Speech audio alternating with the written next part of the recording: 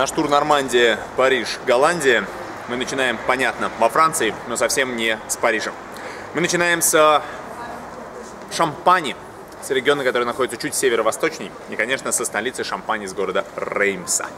Огромный, потрясающий Реймский кафедральный собор нависает над городом. Да, не повезло ему дважды во время 20 века, он был разрушен и в годы Первой, и в годы Второй мировых войн, но восстановлен после войны и сегодня восхитителен.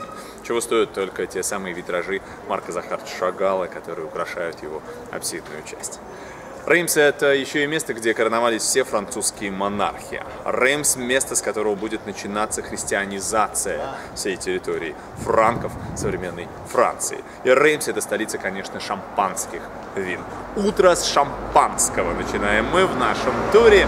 Утро с Реймса. Отсюда уже рукой подать до Парижа, который сейчас и поедем.